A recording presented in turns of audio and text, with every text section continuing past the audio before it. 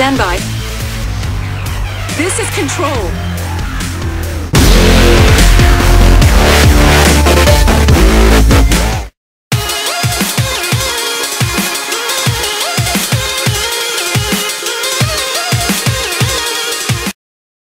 What's going on, everybody? This is Center.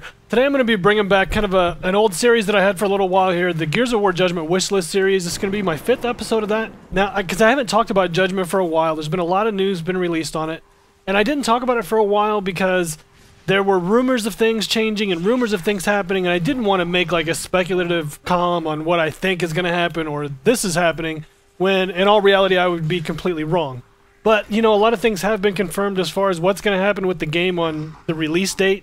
So I'm going to talk about that and kind of my thoughts on what's going on with the changes in the game, how I feel about it, and maybe how I think on how it might affect the game. I guess one of the first things I want to talk about is the big thing that seems to affect everybody that's a fan of the series, and that's no down but not out. No DBNO. So that's a huge, huge change for the game. I mean, that's taken away one of the things that made Gears, Gears.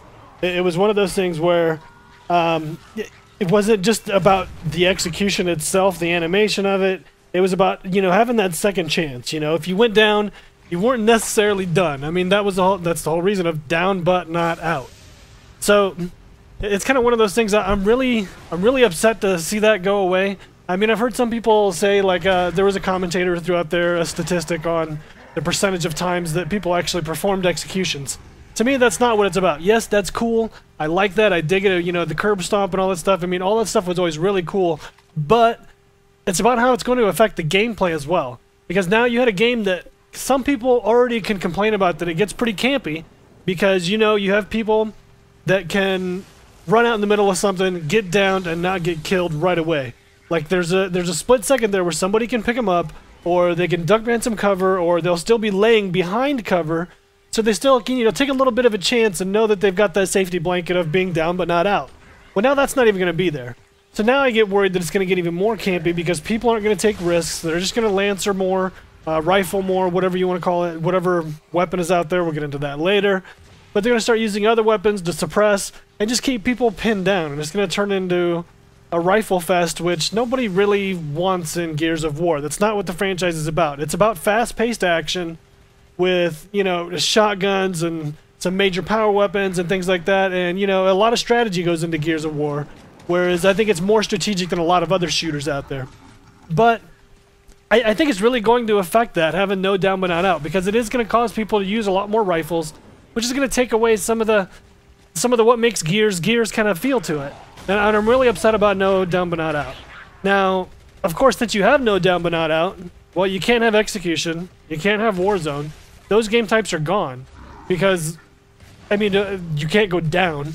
And who's going to want to play a game, really? I understand people want a single life elimination game type like execution or Warzone, but without having a down in there, it's kind of anticlimactic. Like, once you, like, I don't know, a Call of Duty game type where once you die once, you're dead forever. I mean, that just, I don't know. Those game types don't go over very well with me. They do with some people. I'm not saying it's, you know, a horrible idea altogether. Just for me, I don't really like it. So if they're not going to have down but not out, you kind of have to take away Warzone and execution. Not that I want that to happen, but it's one of those things where it kind of has to be done. I wish they would just add in, you know, maybe one playlist for the execution guys. Yes, it's not a hugely populated playlist, but there's a lot of diehards that, you know, are not going to buy this game just because of that. Even if they don't even play it, it's like they're just mad to be mad because Gears is, you know, they're taking this away from their Gears game. There's just a lot of devoted people out there that have been with this franchise since the very first day. And it's a pretty small community, but there's a lot of people that have stuck with it since, you know, release day in, what, September, I think, of 2006, something like that. But anyway, so no down but not out, no Warzone, no execution.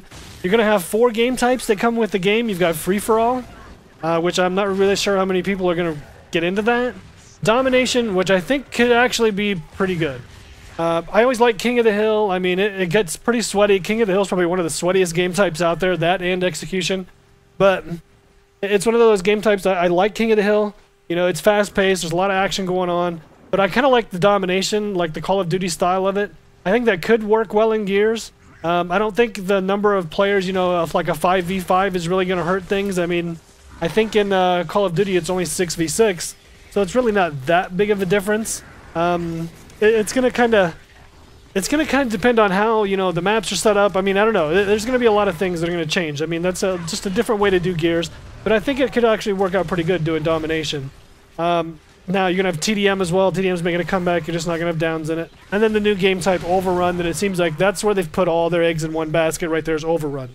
Now I think that could be a lot of fun to play that. I just don't know if that's really gonna keep me around for, you know, the whole duration of the game, like for a long time. Plus, they may have weekly events that come out kind of like they do now, so that's kind of cool. I like the weekly events every once in a while. It changes it up. Sometimes you go in there and just do an event that you wouldn't normally do just to have fun with it. Plus, we've also got, you know, starting weapons.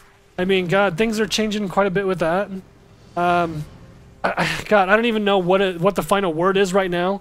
I mean, I know in Overrun you can start with a bunch of different weapons. You've got, like, you know, a Marksman and a regular sniper and then the rifles and shotguns. I mean, everything's kind of crazy with that with starting weapons.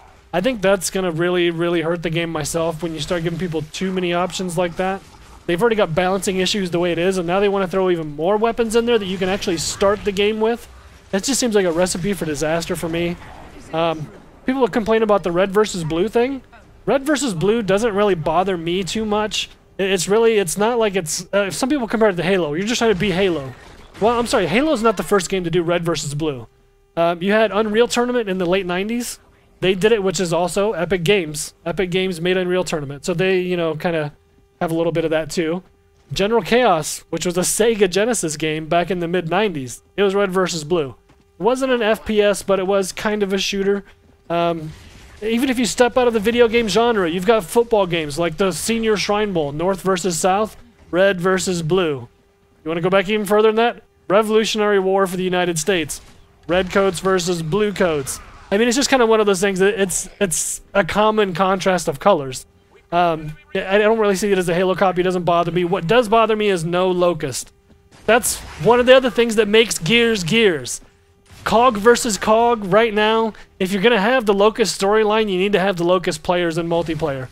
Their excuse was nobody wanted to play Locust. Bullshit. I call bullshit on that because I like playing Locust. A lot of other people play Locust out there and really liked it. Now, they want to use the excuse of, I've heard anyway, it's not confirmed, but I heard, you know, the excuse was hitboxes. They wanted to have more consistent hitboxes, so they wanted to get rid of one set of characters. If that's the truth, great.